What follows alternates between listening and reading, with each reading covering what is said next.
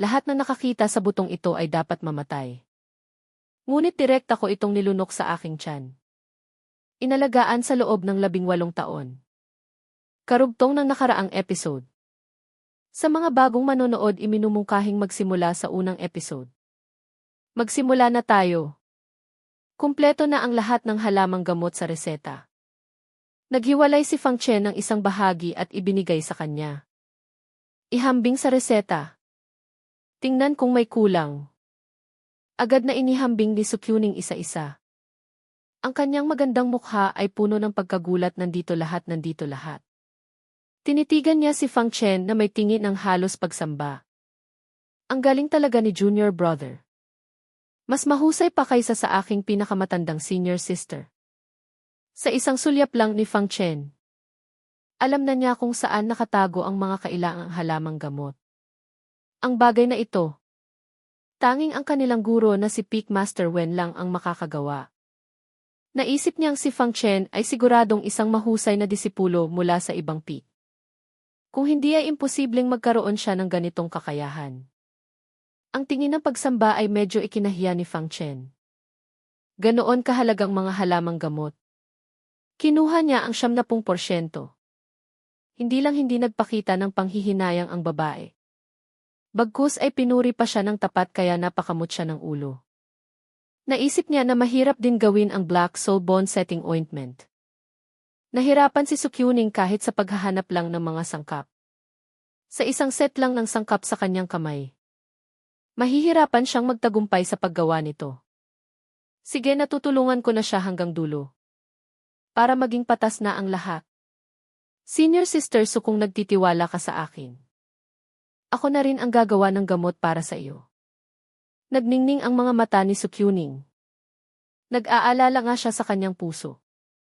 Kumpleto na nga ang mga sangkap. Pero kung magtatagumpay ba sa paggawa? Wala siyang kahit kaunting kumpiyansa. Naman naniniwala ako. Sunod-sunod siyang tumango. Kaya't si Fang Chen ay nagsimula ng mag-apoy at gumamit ng furnace. Ginamit niya ang alchemy furnace para gawin ang bone setting ointment. Hindi nagtagal, isang buo na maitim na parang tinta. Isang ointment na itim na kumikinang. Ang lumitaw sa harap ni Sukyuning. Ngunit hindi niya maiwasang sumimangot. Pabulong na nag-isip. Hindi ba dapat dark blue ang Black Soul Bone Setting Ointment? Bakit itim ang ginawa ng Junior Brother na ito? Bigo ba ang pagkakagawa? Dahil sa mabuting loob siyang tinulungan. Hindi siya makapagsalita ng anuman. Tiniis niya na lang ang kanyang pag-aalala. At itinago ito. Paulit-ulit na nagsabi ng salamat Junior Brother. Nga pala, hindi ko pa alam ang pangalan ni Junior Brother. At kung saang peak ka para makabisita ako balang araw at magpasalamat. Ikinaway ni Fang Chen ang kanyang kamay. Ako si Fang Chen. Hindi na kailangang bumisita para magpasalamat. Dahil ako ay bagong disipulo. At wala pa akong guro. Tumango si Sukyuning. Ikaw pala si Junior Brother Fang. Ngunit biglang nagbago ang kanyang ekspresyon sandali. Sinabi niyang bago siyang disipulo. Nanlaki ang mga mata ni Sukyuning. Walang kurap. Na nakatingin sa binata na halatang mas bata sa kanya ng 2 taon. Namangha siya, bago. At wala pang guro. Paano ito posible? Ang paraan ni Fang Chen sa pagpitas ng mataas na uri ng halamang gamot. Ang napakahusay na pamamaraan na iyon. Hindi maaaring matutunan ng walang gabay mula sa isang top-tier na guro. At ang paraan niya ng paggawa ng Black Soul Bone Setting Ointment kanina ay komplikado at malalim din. Maraming hakbang na hindi niya naintindihan ang prinsipyo. Magagawa ba ito ng walang gabay ng isang sikat na guro? Kung sasabihin niyang siya ang lihim na tinuturo ang tagapagmana ng Peak Master ng Medicine Peak, maniniwala pa siya. Ngunit sinabi ni Fang Chen na siya ay isang baguhan. Isang baguhan na wala pang guro. Sa masamang salita, ang mga baguhang dinala ng mga elder at iniwan sa plaza ay mga itinakwil na disipulo. 79% sa kanila ay magiging outer disciple sa hinaharap. Napakagaling ni Fang Chen. Bakit siya napunta sa ganitong sitwasyon? Gusto niyang magtanong pa. Ngunit isang paalala ang narinig ni Sukyuning. Oras mo na. Walang magawa, kailangan na niyang umalis. Umalis din si Fang Chen, dala ang maraming halamang gamot. Pagkatapos ng paliwanag ni Sukyuning tungkol sa pagkuha ni Fang Chen ng 70% ng mataas na uri ng halamang gamot, wala siyang nagawa kundi ang mainggit at sumang-ayon. Kahit ang tagabantay ng hardin ng gamot ay maaaring hindi makakuha ng 70% sa loob ng isang taon. Nagpaalam si Sukyuning kay Fang Chen at nagmamadaling bumalik sa Medicine Peak. Ikaw na lang ang kulang.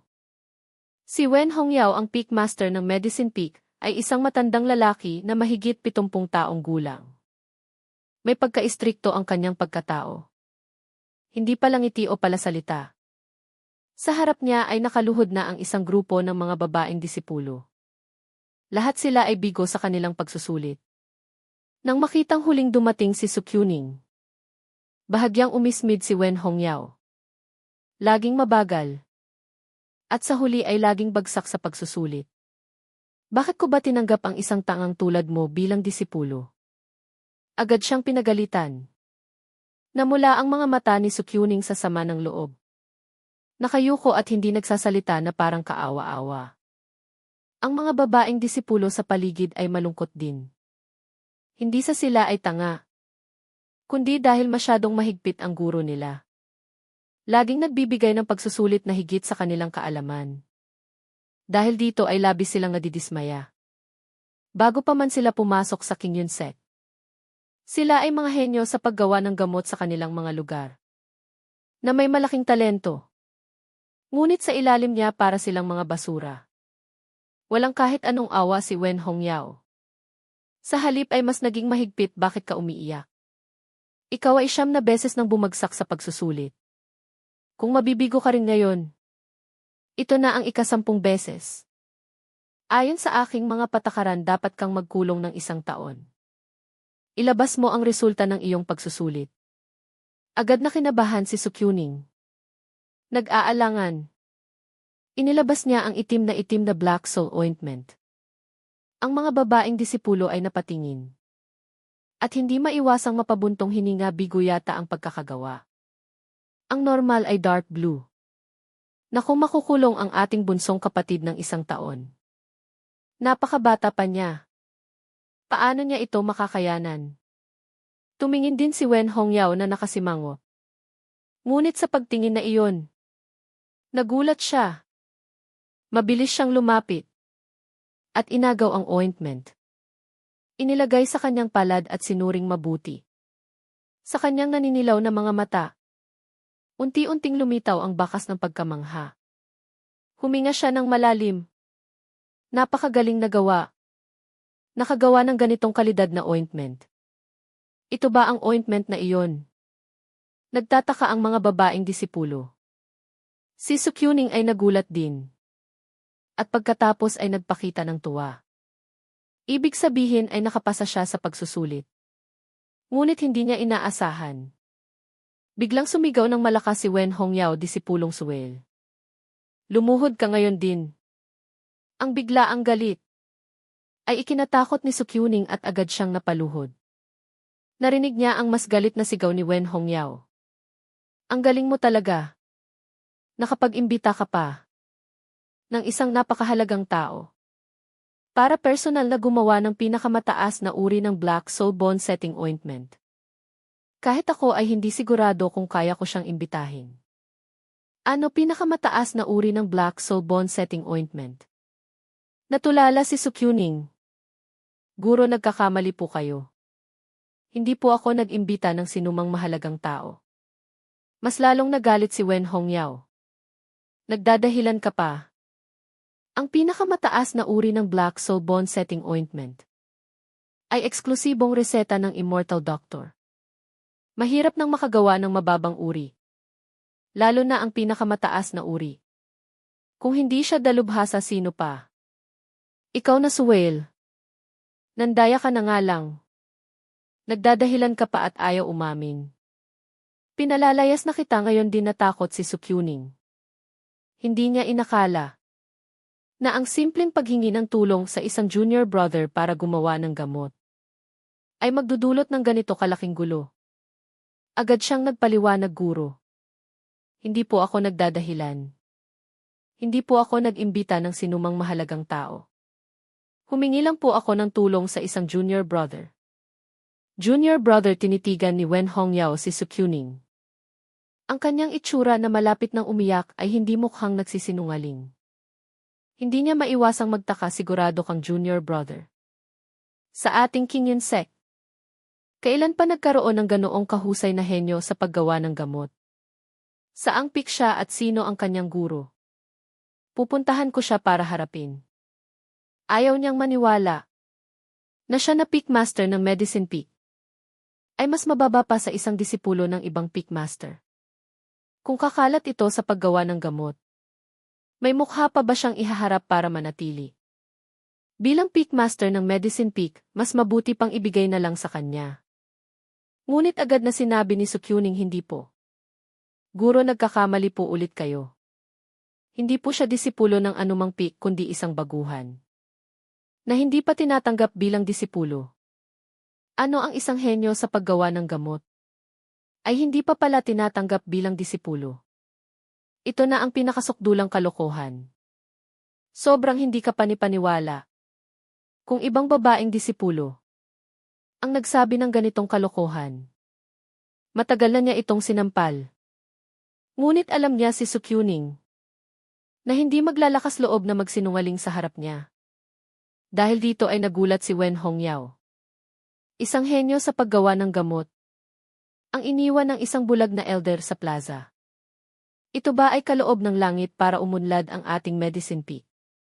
Sa pagkakaroon ng ganitong henyong disipulo, paanong hindi malalampasan ng ating medicine peak ang ibang peak? Habang iniisip niya ito ay lalo siyang nasasabi. Nagpakita ng isang ngiti na parang isang mapagmahal na tiyahin. Personal niyang itinayo si Sukyuning. Kyuning, ano ang pangalan ng junior brother na iyon? Naaalala mo ba ang kanyang itsura? Nabigla si Sukyuning at naging parang sisiw na walang tigil na tumatango. Nagningning ang mga mata ni Wen Hongyao. Mabuti bukas samahan mo akong pumili ng disipulo. Kahit anong kapalit, titiyakin ng guro na makukuha siya.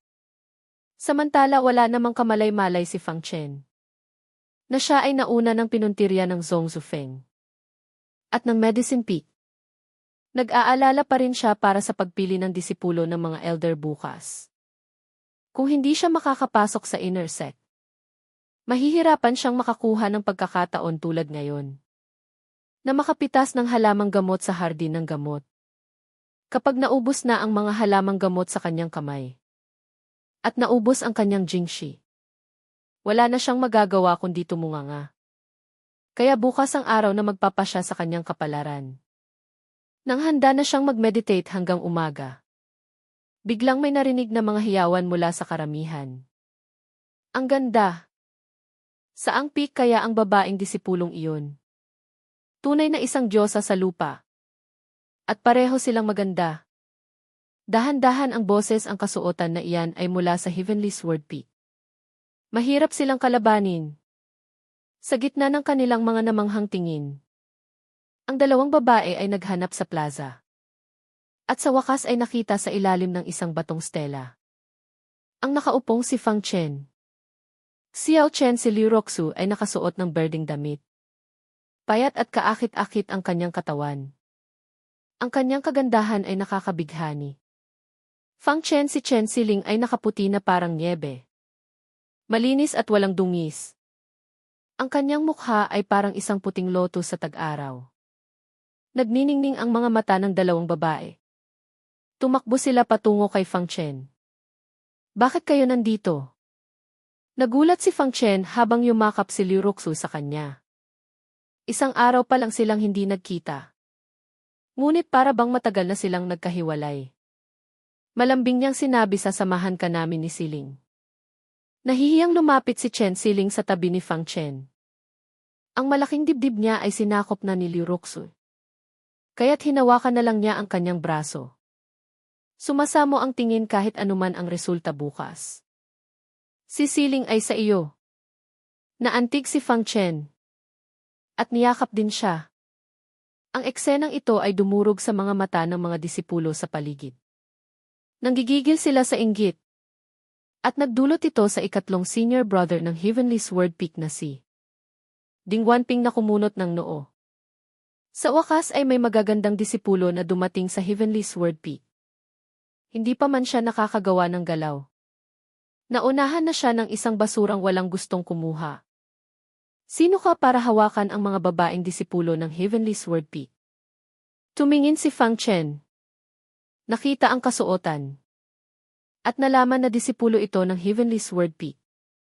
Ang hindi maitatagong puot nito ay nagpakunot ng noo ni Fang Chen. Kaya't hindi na siya nag-atubili Roxu. Siling sabihin niyo sa kanya kung sino ako sa inyo. Para tumigil na siya sa kadadaldal. Yumuko si Liu Roxu sa kanya senior brother Ding. Ito ang aking kasintahan. Fang Chen hindi kasing gentle ni Liu Roxu si Chen Siling. Malamig siyang tumingin sa kanya. At sinabing ako ang kerida ni Fang Chen. Wala kang kinalaman dito senior brother Ding. Huwag mong istorbohin ang pagsasama namin mag-asawa. Ano hindi makapaniwala si Ding Wanping? Ang isang kagandahang tulad ni Liu Roxu. Na may ikapitong antas na spiritual root at isang henyo. Ay may kasunduan sa kasal sa isang basurang tulad nito. At hindi lang iyon. Ang may ika-6 na antas na spiritual root. At napakagandang si Chen Siling ay kanyang kerida pa. At mukhang masaya pa siya sa kanyang kalagayan. Bakit? Siya ang ikatlong senior brother ng Heavenly Sword Peak. Ang ikatlong tunay na disipulo.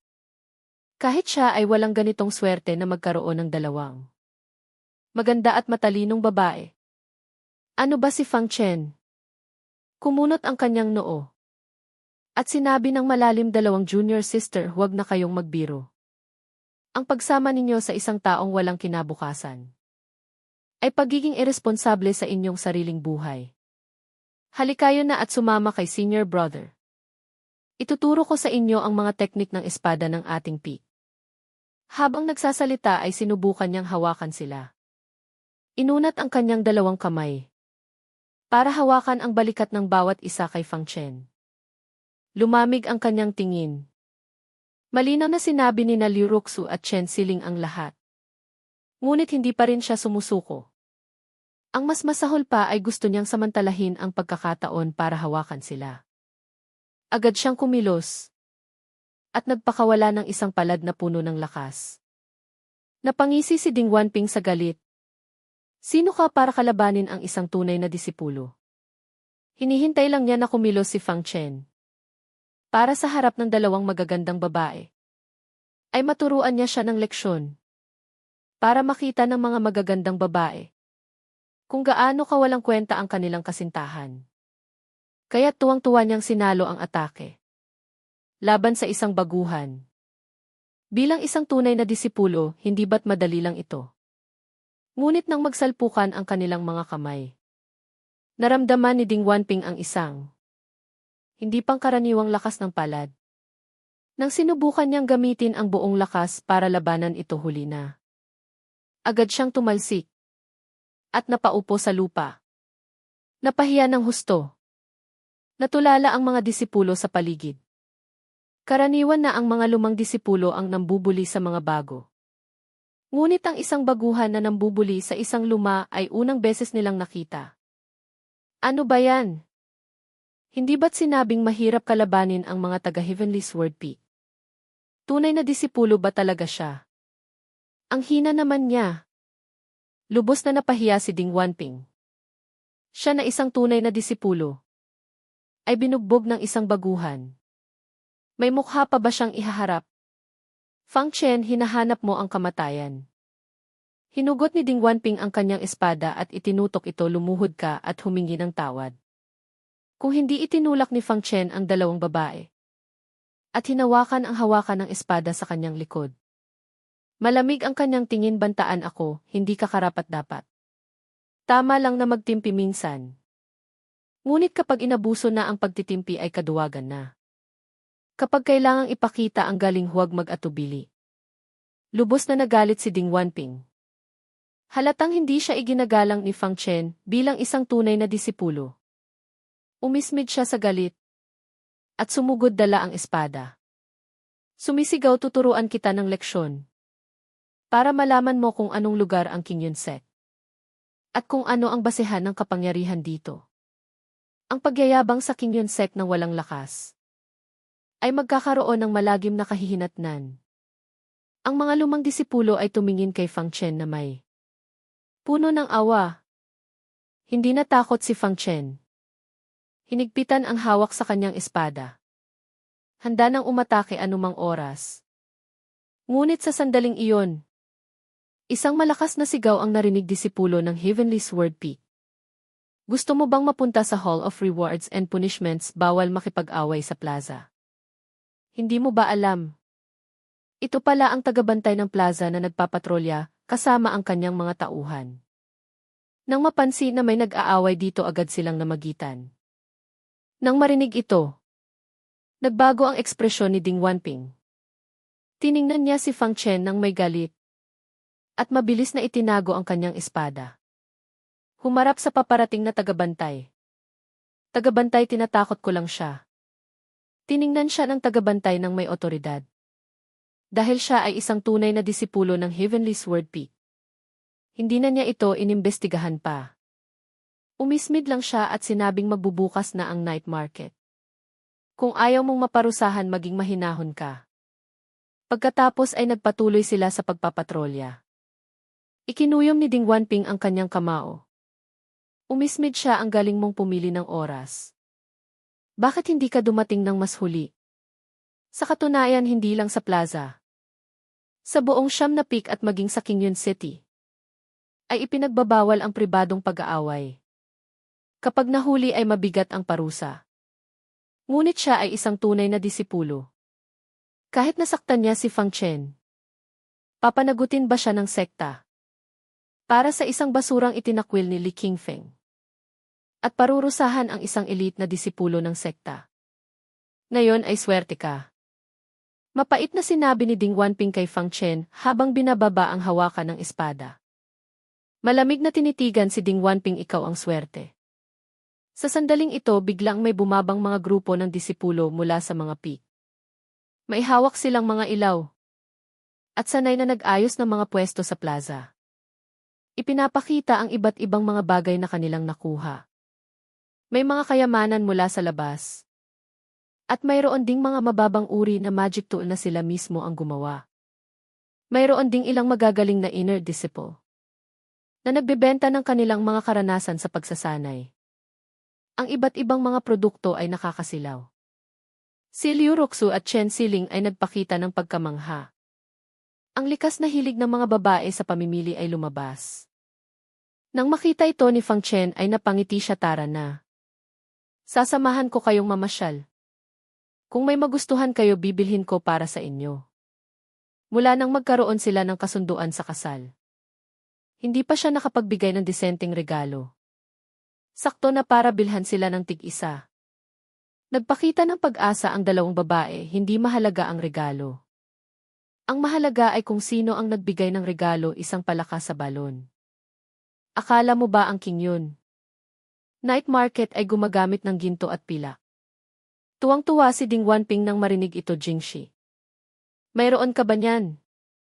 Nagmamayabang ka pang bibilhan mo sila. Nang marinig ito ni Liu Ruxu, agad niyang sinabi, huwag na Xiao Chen. Ayoko nang mamasyal, umiling din si Chen Siling. Malambing na sinabi, kapag natanggap ko na ang aking buwan ng 100 Jingshi. Bibilhan kita. Napangiti si Fang Chen. Nag-aalala siya kung saan gagastusin ang 1,000 Jingshi na nakuha niya kay Xugangli. Walang lugar para gastusin ito. Tara na, huwag kayong mag-alala sa pagbili. Marami akong Jingshi. Inakbayan niya ang dalawang babae at pumasok sa night market. Napangisi si Ding Wanping, nagpapanggap lang na mayaman. 2 junior sister. Kung may magustuhan kayo, hayaan niyo na si senior brother ang magbayad. Ang basurang kasintahan na ito. ay puro salita lang para paikutin kayo. Tiningnan siya ng dalawang babae nang may galit. Lubos na kinaiinisan. Maya-maya, hindi sinasadyang nakita ni Liu Roxu ang isang medium-grade magic tool. Isang berdeng espada. Manipis ang katawan. Simple ang disenyo. Ano man ang antas o estilo. Mas maganda ito kaysa sa ipinamimigay ng Heavenly Sword Peak. Ang pinakamahalaga, iwinasiwas ng tindero ang berdeng espada. At naglabas ito ng nakakasilaw na berdeng ilaw, na maaaring makaapekto sa paningin ng kalaban sa kritikal na sandali. Kaya't hindi niya maiwasang tingnan ito ng ilang beses. Nakita ito ni Ding Wanping at masigasig na sinabi, "Junior sister, gusto mo ba ang espadang ito? Sige, bibilhin ito ni senior brother para sa iyo." Agad niyang tinanong ang tindero magkano ang espadang ito. Nakasuot ng sombrero ang tindero, halatang espesyal ang kanyang pagkatao. Ayaw niyang makilala. Sinabi 200 jingshi. Magkano? Nagulat si Ding Wanping. Isang medium-grade magic tool ay nasa 50 jingshi lang. Bakit 200 ang presyo mo? Bilang isang tunay na disipulo, ang jingshi na natatanggap niya mula sa King Yunsek kada buwan ay 100 lang. Ang gastusin ang 200 para suyuin si Liu Roxu. Aminado siyang hindi niya kaya. Hindi man lang tinaas ng tindero ang kanyang ulo. Walang galang na sinabi, "Kung bibili ka, bilhin mo. Kung hindi umalis ka." Hindi pa nakaranas ng ganitong pagtrato si Ding Wanping. Sumigaw siya, "Ako si Ding Wanping ng Heavenly Sword Peak. Ulitin mo ang sinabi mo kanina." Ngunit napangisi ang tindero. "Wala akong pakialam kung sino ka. Kung wala kang pera, umalis ka." Naggangalit ang mga ngipin ni Ding Wanping. Naramdaman niyang napahiya siya sa harap ng dalawang babae. Ngunit sa night market ay mas lalong hindi pwedeng makipag-away. Kaya't ibinaling niya ang galit kay Fang Chen. Sakto namang nagpakita si Fang Chen ng isang mapanuksong ngiti. Lalo siyang nagalit, "Anong tinatawa-tawa mo? Para bang kaya mong bilhin ito?" Naglabas si Fang Chen ng 20 medium-grade jingshi mula sa kanyang bulsa. At inilagay ito sa pwesto espada. "Akin na yan, medium-grade jingshi." Nagulat ang tindero. At masayang sinabi, "Sa iyo na ang espadang ito." Itinapon niya ang berdeng espada kay Fang Chen. At tuwang-tuwang hinaplos ang mga medium-grade jingshi. Sa panahong ito, ang mga gumagamit ng medium-grade jingshi para bumili ay mayaman o makapangyarihan. "Junior brother, napakayaman mo talaga. Hindi tulad ng isang lumang disipulo na mahirap na mayabang pa." Ang mukha ni Ding Wanping ay namula at namutla. Hindi niya inakala na ang isang baguhan tulad ni Fang Chen ay mayroong napakaraming jingshi. At ito pa ay medium-grade jingshi na bihira sa merkado. Ang jingshi ay nahahati sa 3 antas, mataas, medium at mababa. Kabilang dito, ang isang mataas na uri ng jingshi ay maaaring ipagpalit sa isa 0 medium-grade jingshi. Ang medium-grade jingshi ay maaaring ipagpalit sa isa 0 mababang uri na jingshi. Ngunit ang mga jingshi na medium-grade pataas ay naglalaman ng masaganang espiritual na enerhiya. Karaniwang ginagamit ng mga mandirigma para sa pagsasanay. Bihira ang handang ipagpalit ang medium-grade jingshi sa mababang uri na jingshi. At mas lalong bihira ang gumagamit nito bilang pera. Mayabang niyang sinabi, "Hindi mayaman kundi tanga." Ang isang 50 jingshi na magic tool ay binili niya ng 200. Tanga at maraming pera. Umismid si Fang Chen. "Kung wala kang pera, aminin mo na lang. Huwag ka nang magdahilan. Akala mo ba itong medium-grade magic tool na ito ay mayroon lang berdeng ilaw na kakaiba? Kahit na mabilis itong dumaan." Pero, natuklasan pa rin ni Fang Chen ang lakas ng espadang ito. "Roxu, tingnan mo ito." Hinawakan niya ang berdeng espada. At ipinakita ang isang estilo ng espada. Habang ginagawa ito, patuloy na naglalabas ng berdeng ilaw ang espada. Nang umabot sa isang tiyak na bilang ang berdeng ilaw sa isang turo ng kanyang espada, ang berdeng ilaw ay sumunod sa direksyon ng espada. at tumama sa harap na nagdulot ng bahagyang pagsabog. Napatakip ng bibig si Liu Ruxu sa gulat. Ang berdeng ilaw mula sa espada ay maaaring umatake sa kalaban. Tumango si Fang Chen. At hindi lang iyan. Ang mga berdeng ilaw na iyon ay tila may kakayahang i-lock on ang kalaban. At maaaring magpatuloy sa paghabol na nagdudulot ng malaking problema sa kalaban. Sa totoong laban ito ay isang divine tool. Papapap. Hindi maiwasang pumalakpak ng tindero at tiningnan si Fang Chen ang may paghanga. Napakabata mo pa pero napakatalas na ng iyong paningin. At ang iyong espada ay kahanga-hanga. Kahit na ang espada kanina ay hindi naman mataas ang antas. Ngunit lubos mong naunawaan ang diwa nito. Maraming lumang disipulo sa aming peak ay maaaring hindi kasing lalim ng iyong pagkaunawa sa espada. Kapag kumilos ang isang dalubhasa, malalaman niya agad ang kakayahan ng kalaban. Ang espada na ipinakita ni Fang Chen ay talagang nagpamangha sa kanya. Hindi niya alam kung saang peak galing ang junior brother na ito. Bakit hindi pa niya nakita ang isang taong may ganitong talento sa espada? Napansin niya ang dalawang babae sa tabi ni Fang Chen ay nakasuot ng kasuotan ng Heavenly Sword Peak. Kumunot ang kanyang noo. Disipulo ba siya ng Heavenly Sword Peak? Hindi dapat. Sa Heavenly Sword Peak maliban sa baliw na iyon sa espada, lahat sila ay basura. Walang taong tulad mo doon. Hindi na makatiis si Ding Wanping na nadamay. Sino ang minumura mo? Tumingin ang tindero kay Ding Wanping at tinanggal ang kanyang sombrero na nagpapakita ng kanyang mukha. Ito pala ay isang napakagwapong at medyo mapaglarong binatang disipulo. Humigit kumulang 25 taong gulang. Malamig na tinitigan si Ding Wanping, ikaw ang minumura ko. May problema ka ba? Kanina ay galit na galit si Ding Wanping. Ngunit nang makita ang mukha ng taong ito, nagulat siya ng husto. Gongsunan. Bakit ikaw? Sinabi ni Gongsunan, alam mo pala na ako ito, bakit hindi ka pa umaalis? Nagpakita ng matinding takot si Ding Wanping. Naggalit ang kanyang mga ngipin, ngunit hindi man lang makapagsalita ng masama. Agad siyang tumalikod at umalis. Napatingin si Fang Chen nang may pagtataka. Napakalakas ba ng taong ito? Si Chen Sailing sa tabi ay tuwang-tuwa na hinila ang manggas ni Fang Chen. Gongsunan, unang araw pa lang ay nakita na natin. Si Gongsunan na isa sa 10 nangungunang disipulo ng King Yun Sek. Bilang isang negosyante, mas sensitibo siya sa iba't ibang impormasyon kaysa kay Liu Ruxu. Pagdating niya sa Heavenly Sword Peak, espesyal siyang nagtanong tungkol sa mga balita sa sekta. Kabilang dito ang ranggo ng 10 nangungunang disipulo. Tumingin si Gongsunan kay Fang Chen nang may pagtataka. Sa itsura mo mukhang hindi mo ako kilala, hindi dapat. Ganoon ba ako kasikat? Agad na yumuko si Fang Chen, pasensya na senior brother. Ako ay bagong disipulo. Hindi pa ako pamilyar sa sekta.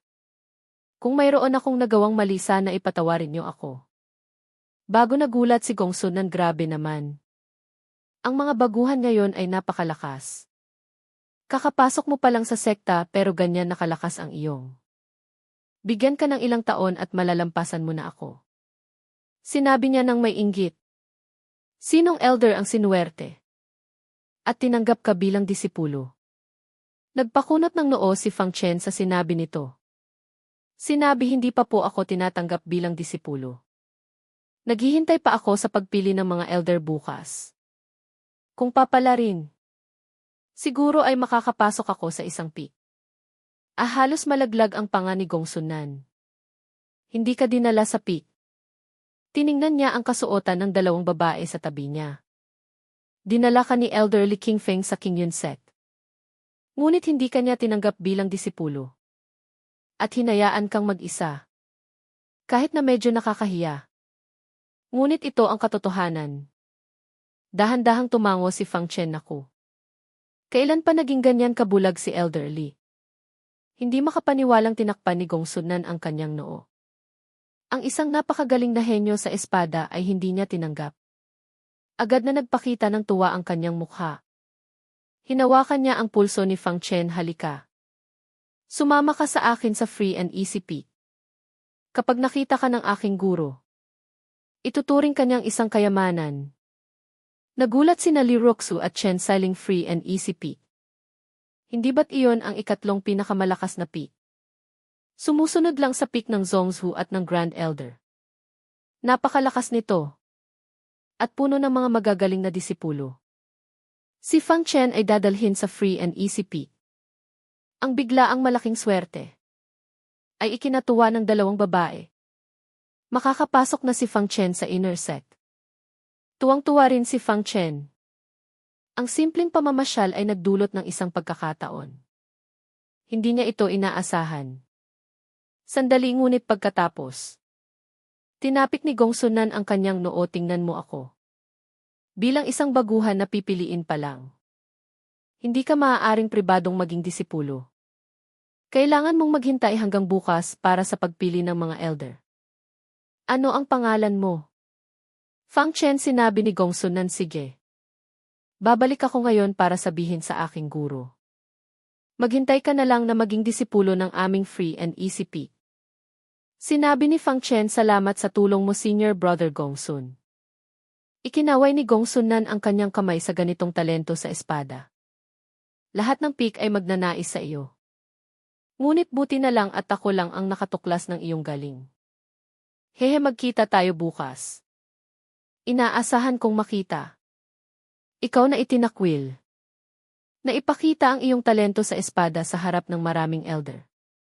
Ano kaya ang kanilang magiging reaksyon? Ha, habang pinapanood siyang umalis na tumatawa. Matagal bago kumalma ang puso ni Fang Chen. Nagpatuloy siya sa pamamasyal kasama ang dalawang babae. Ngunit sayang, hindi na sila nakakita ng magandang bagay tulad ng berdeng espada. Sailing. Sa susunod na pagkakataon, bibigyan kita ng angkop na regalo. Sinabi ni Fang Chen na paisip si Chen Xiling si Je. Narinig ko na ang ating King Yun Sek ay nagdaraos ng isang trade fair kada buwan. Kung saan palitan lang ng gamit ang tinatanggap. Nga pala ang medium at high-grade jingshi ay itinuturing ding gamit. Mas marami pang magagandang bagay doon. Tumango si Fang Chen. Matapos malaman ang petsa.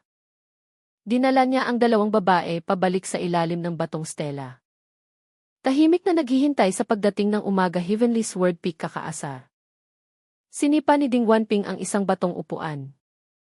Puno ng galit ang kanyang mga mata.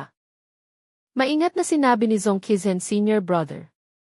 Hindi ba't kasama mo ang dalawang junior sister? Huwag mo nang banggitin, ikinuwento ni Ding Wanping ang nangyari.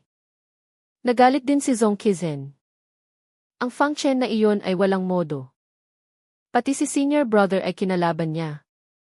Senior Brother, huwag kang mag-alala. Bukas ay pagbabayarin ko siya. Kumunot ang noo ni Ding Wanping, wala bang magiging problema? Bukas ay araw ng pagpili ng disipulo ng mga elder. Kung may mangyari sa kanya, paano kung magtanong ang mga elder? Tumawa si Zhong Qizhen, Senior Brother, anong iniisip mo? Sino ba siya? Sinong elder ang nakakakilala sa kanya? Huwag kang mag-alala. Hindi ko siya hahayaang makita ang mga elder.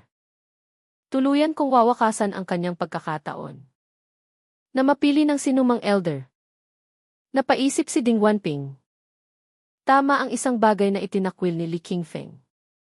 Sinong elder ang gugustuhin kunin siya? Kahit mamatay siya, walang makakaalam. Isang araw sumikat ang araw. Habang sumisikat ang araw, unti-unting naging abala ang plaza.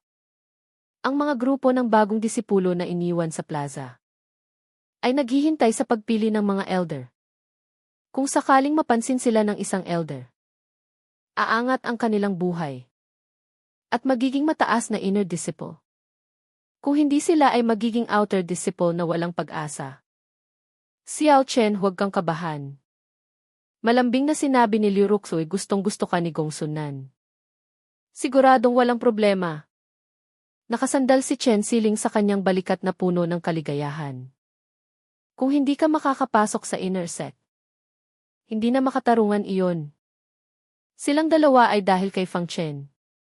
Kaya't maswerte silang nakapasok sa inner sect. Walang dahilan para maiwan si Fang Chen. Niyakap ni Fang Chen ang dalawa at bahagyang umiti, gagawin ko ang lahat. Maya-maya isang disipulo na nakasuot ng kasuotan ng Hall of Rewards and Punishments ang lumapit. Nakasimangot na sinabi, ikaw ba si Fang Chen? Narinig ko. Kahapon ay pumasok ka raw sa espiritual na lawa ng mga babaeng disipulo ah. Sumama ka sa akin. May itatanong ako sa iyo. Nagulat si Fang Chen at sinabing hindi pagkakaunawaan ito.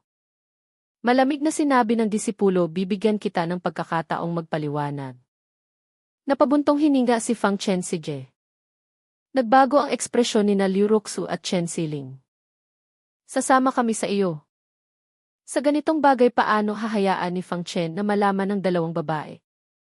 At ang Hall of Rewards and Punishments ay napakahigpit na lugar. Hindi rin sila makakapasok. Huwag na maghintay kayo dito. Babalik ako agad. Sumunod siya sa disipulo ng Hall of Rewards and Punishments at mabilis na umalis. Ngunit unti-unti ay napansin ni Fang Chen na may mali. Hindi siya dinala sa Hall of Rewards and Punishments, kundi sa isang lugar na kakaunti ang tao. At liblib. Saan mo ako dadalhin? Huminto si Fang Chen. At nagtanong ng malakas, aswa. Biglang may tumalong isang tao mula sa puno sa itaas. May hawak siyang mahabang kutsilyo at tinaga si Fang Chen. Si Fang Chen na handa na, ay agad na ginamit ang kanyang galaw ng katawan. Nag-iwan ng isang anino at umatras ng ilang hakbang. Sumablay ang atake ng tao mula sa itaas. At lumitaw ang kanyang mukha. Zong Qizen, lumamig ang tingin ni Fang Chen. Akala ko ikaw nga. Kung hindi ako nagkakamali, si Liu yung nananloko sa akin kahapon para pumunta sa lugar ng mga babae, ay inutusan mo rin. Napangisi si Zong Qizen. At ikinaway ang kanyang kamay sa disipulo ng Hall of Rewards and Punishments. Tumingin lang ito. At umalis si Fang Chen. Halatang inutusan din siya ni Zong Qizen. Naloko ka dito, ano ngayon? Masamang umiti si Zong Qizen, sinabi ko na. Sa Guizhou City hindi kita kayang talunin. Sa Qingyun Sect madali lang kitang patayin. Ngumiti si Fang Chen. Sa pamamagitan mo lang natalunan. Zong Qizen. Biglang naalala ang kahihiyan sa laban na iyon. Nag-aapoy sa galit ang kanyang mga mata. Iyon ay isang paligsahan. Nagpigil ako. At hindi sinasadyang natalo. Akala mo ba talaga na ikaw na nasa ikatlong antas ng Zuji ay kaya akong talunin? Ngayon ipapakita ko sa iyo ang aking tunay na lakas. Dahil sa pagnanais na makabawi. Tinaga niya si Fang Chen. 5 Tiger Soul Severing Saber. Napailing si Fang Chen nang makita ito. Walang pagbabago. Sayang lang ang pagtuturo ko sa iyo. Ngayon ay hindi na niya gagamitin ang kanyang espada. Kumuha siya ng isang sanga. At sinabing gagamitin ko ito para turuan ka ng leksyon ngayon. Tinamaan ang mukha ni Zong Qizen ng sanga. Nag-iwan ng isang sugat na puno ng dugo. Ang matinding sakit ay nagpagalit kay Zong Qizen. Hinahanap mo ang kamatayan, iwinasiwas niya ang kanyang malaking kutsilyo. Na may layuning patayin si Fang Chen. Ang bawat atake ay mabagsik. Lumamig ang mga mata ni Fang Chen. At hindi na nagpigil. Ang tatlong bituin ay nagniningning sa buwan. Sumigaw si Zong Qizen sa sakit. Isang mata niya ang tinusok ng sanga. Papatayin kita, papatayin kita. Sumigaw siya at baliw na iwinasiwas ang kanyang kutsilyo. Ngunit sa harap ni Fang Chen, ito ay parang isang sanggol. Kaya't ginamit niya ang 7 stars.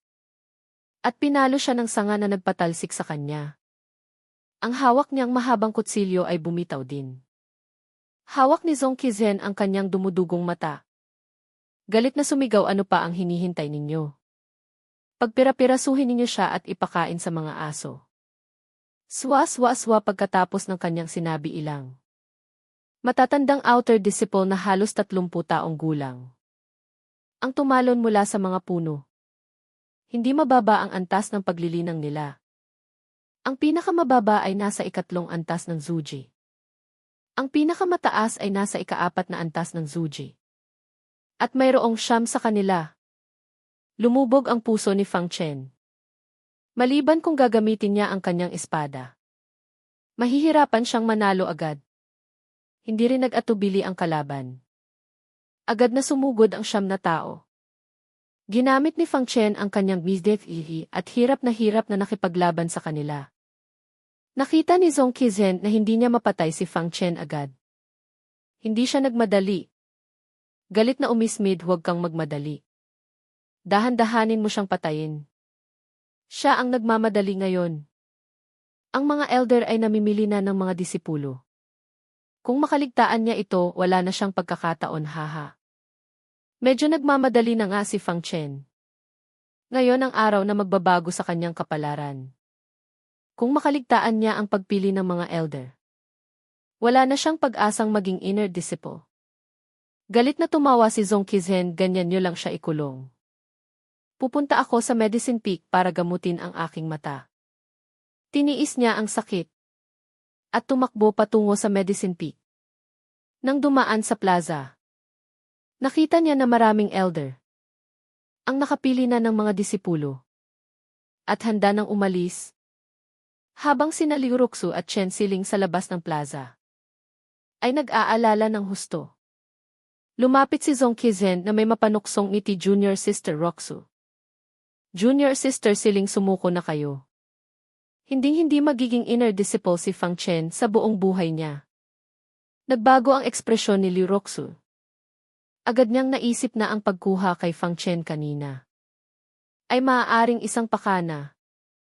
Ikaw ang may gawa nito. Nasaan si Fang Chen, nasaan siya? Habang pinapanood ang pagkabalisa ni Liu Ruxu, nasiyahan si Zhong Qizhen.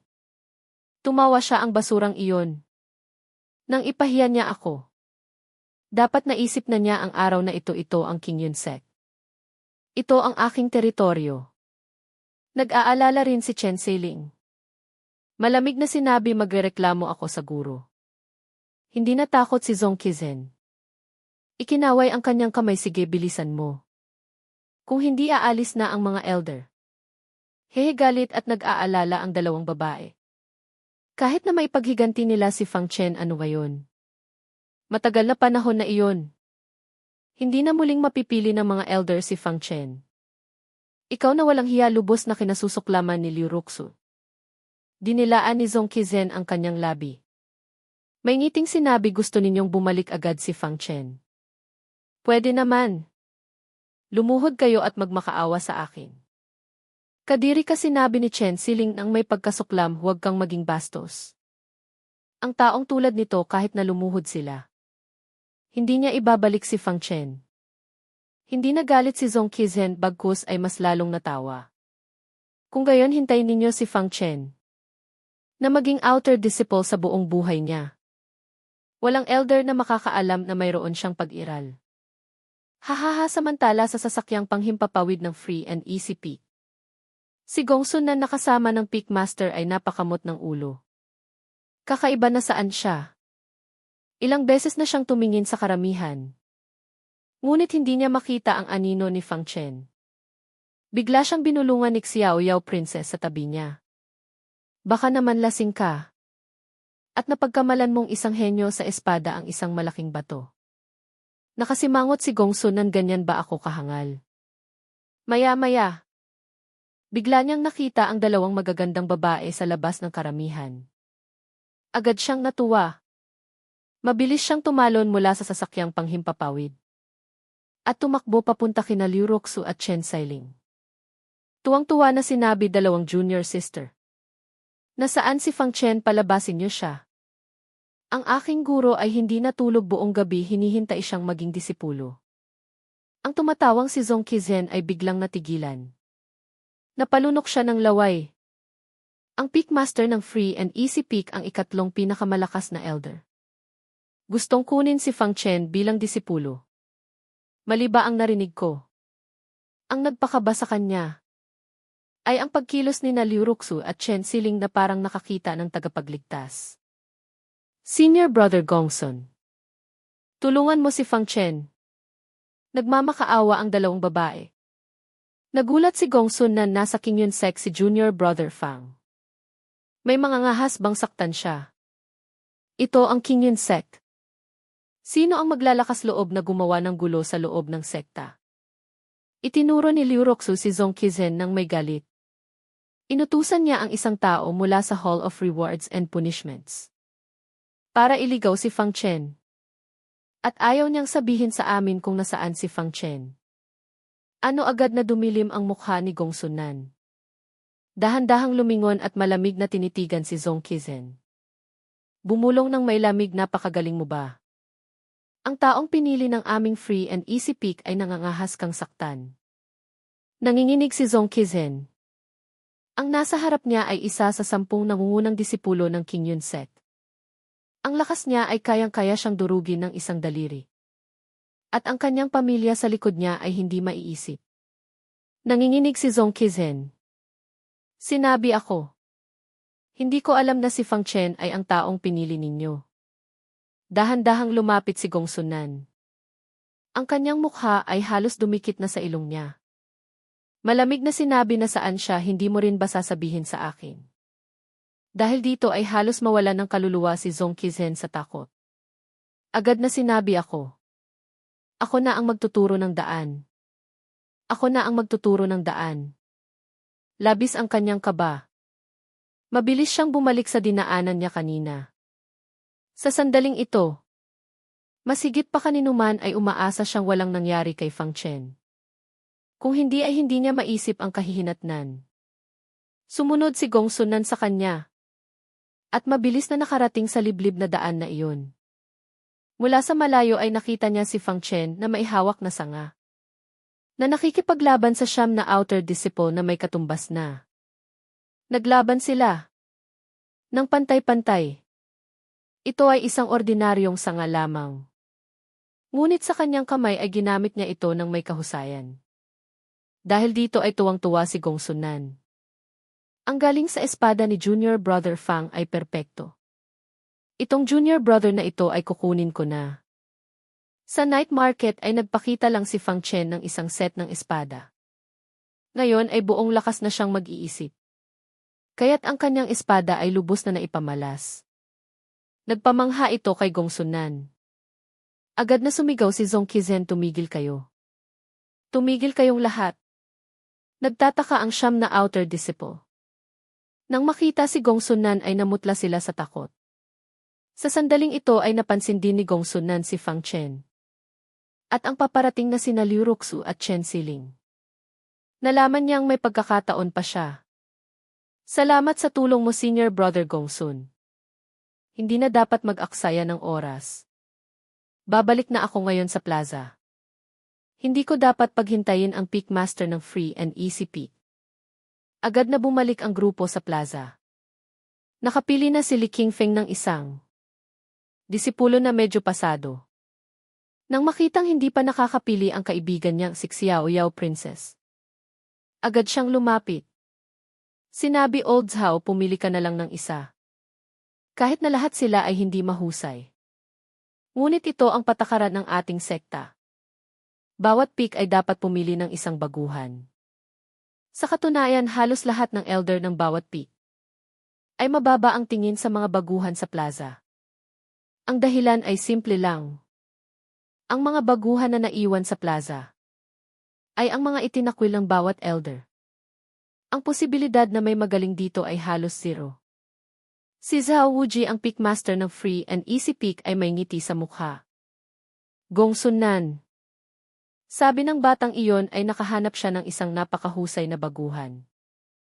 At hiniling sa akin na tanggapin siya bilang disipulo. Nagulat si Li Qingfeng, hindi kaya. Sa antas ng paglilinang ng iyong disipulo na si Gongsun Nan, mayroon pa bang mahusay na baguhan na mabibigyan niya ng titulong napakahusay?